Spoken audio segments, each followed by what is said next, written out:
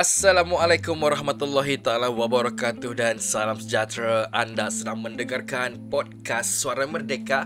Saya Hakim Samad dan ini adalah segmen introspeksi. Menariknya dalam segmen introspeksi kali ini kita bersama dengan seorang tetamu jemputan dan beliau adalah Pengerusi MDEC Datuk Seri Mat Alvi J. Ahmad.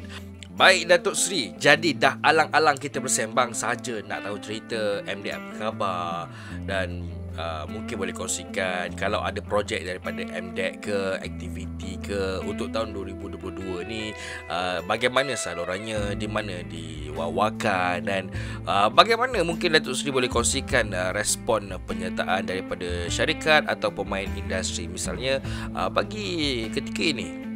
Ya, nama kita pun MDEC, Digital Economy. Everything is digital. Sekarang announcement all done through digital. So, company-company yang terlibat ni kena ambil tahu. Kena tahu. Dia tak boleh bagi alasan dia tak tahu. Sebab it's always online. Tahun ini kita start lambat sikit. Start bulan 6. But more coming. Bila kita buka advertisement untuk orang memohon segera. Kalau dalam media sosial, sesekali kita ada terbaca seperti orang tu kata begini, orang tu kata begitu tentang MDEC. Jadi, apakah ia cuma sekadar orang kata persepsi atau sebenarnya ada isu-isu strategik yang MDEC sedang tambah baik? Saya sebenarnya dah tegur pun bahagian-pembahagian geran di MDEC. Bukan saya, Board of Directors bersetuju supaya jangan buat seperti dulu. Dulu dia orang proses first come first serve. Mana boleh proses first come first serve? How transparent can you? You know? Sepatutnya ada tarikh buka, ada tarikh tutup. Bila sampai ada tarikh tutup, proses semua. Duit ada banyak mana? Kata duit ada 5 juta. Contohlah. Okey, 5 juta nak bagi kepada berapa company? Kena tengok orang dia konten macam ni perlu 50, konten macam ni perlu 100. Dan kita tak boleh bagi dia 100%. Dia kena ada modal sendiri. So, geran ni adalah untuk membantu dia enhance, move forward, lebih baik. So, baru ni MDEC dalam lembaganya telah buat keputusan supaya proses semua permohonan and come back to us. Jadi, supaya ianya lebih adil. Dulu, dia proses separuh tak proses. Yang tak proses tu dia akan jawab, permohonan ini tidak dapat diproses oleh kerana geran sudah habis, sila memohon pula tahun depan. Akhirnya syarikat tu 5 kali, 4 kali minta tak dapat. Bukan sebab tak dapat, sebab tak proses. Sebab tak proses, wallahu alam. Jadi board sudah tegur secara terbuka. Hopefully the end of this month akan ada improvement. Selepas bagi grant kepada pemohon, apa harapan MDEC sendiri? Sebab ialah takkan nak bagi kosong kan? No, kita sebenarnya nak suruh IT company, people with content, people with allegation ni betul-betul jadi syarikat yang berjaya. So, program-program tu bukan ide kata saja, banyak program dia ada sekat 10, 1, 2, 3, 4. You must go online lah. Saya pun tak boleh nak sebut pada hari ni. Yang penting hubungan antara syarikat teknologi ni, syarikat yang buat digital ini dengan MDEC mesti rapat. Di MDEC tu, kita ada pegawai-pegawai yang sangat banyak pengalaman. Dan dia, di situ ada Melayu, ada Cina, ada India. They are highly qualified people. Syarikat yang kita dah bantu dan berjaya pun banyak. Especially on animasi, on content, aplikasi dan lain-lain lah. Tetapi yang lebih penting kepada MDEC ni bukan projek itu saja. Sekarang kita nak merakyatkan MDEC. Merakyatkan digital economy. Dalam waktu yang sama, mendigitalkan ekonomi rakyat. These are two things. Mendigitalkan ekonomi rakyat, kemudian merakyatkan ekonomi digital. Mendigitalkan ekonomi rakyat, kemudian merakyatkan ekonomi digital. Wow, menarik. Jadi, macam mana kita nak merakyatkan perkara ini? Ialah seperti yang kita tahu, mana-mana golongan yang ada telefon bimbit, laptop dan internet yang stabil mungkin takkan ada masalah. Mustahil logiknya. Tetapi bagaimana dengan golongan yang lain, Datuk Seri? Apa perkara yang dibina?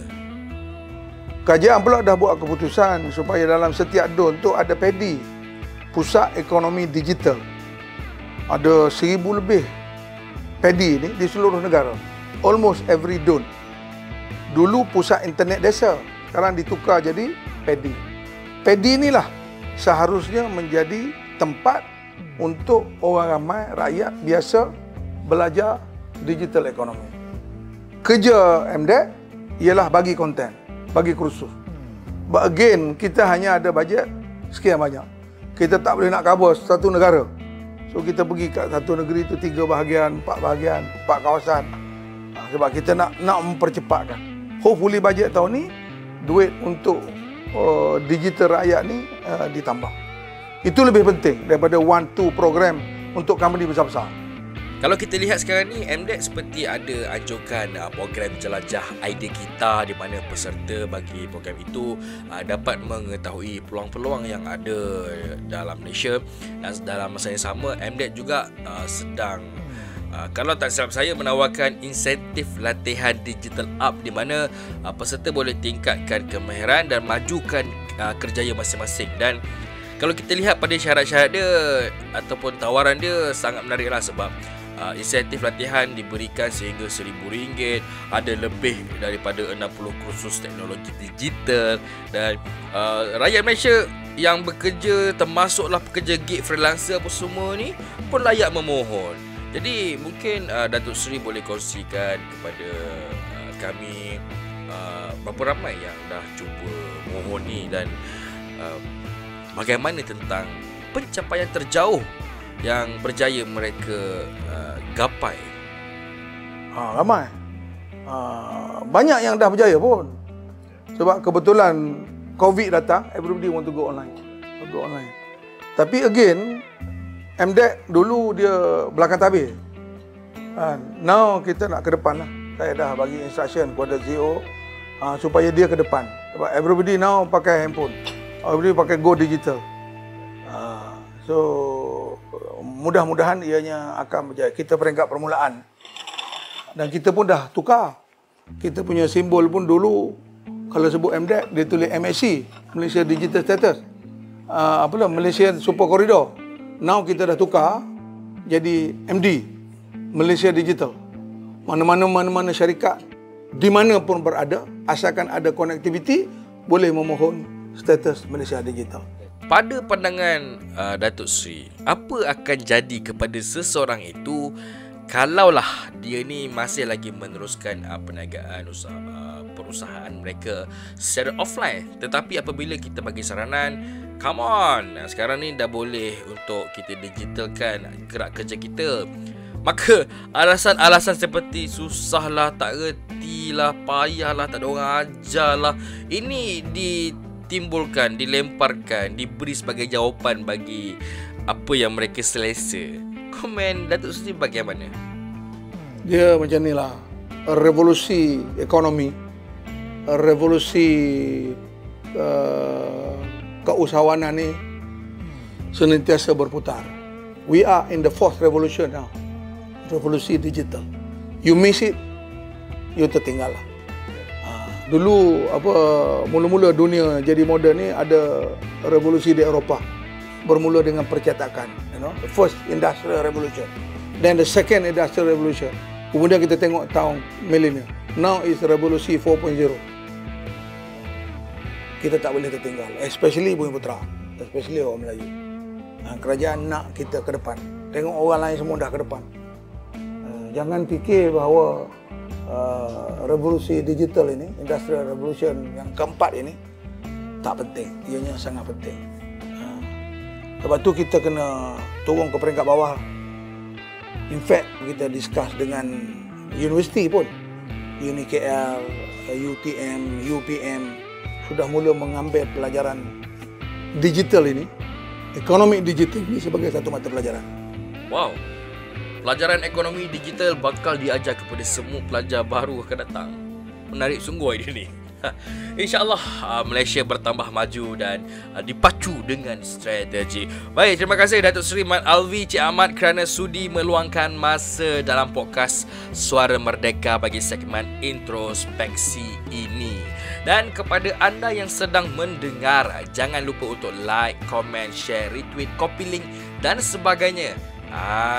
Kalau ada cadangan-cadangan tertentu, tinggalkan pada ruangan komen dan insya-Allah mana yang bersesuaian, mana yang rasional, kita akan cuba bicarakan bersama-sama. Dan dengan itu, podcast Suara Merdeka segmen introspeksi sudah sampai ke penghujungnya. Kita akan bertemu lagi pada episod-episod akan datang. Assalamualaikum.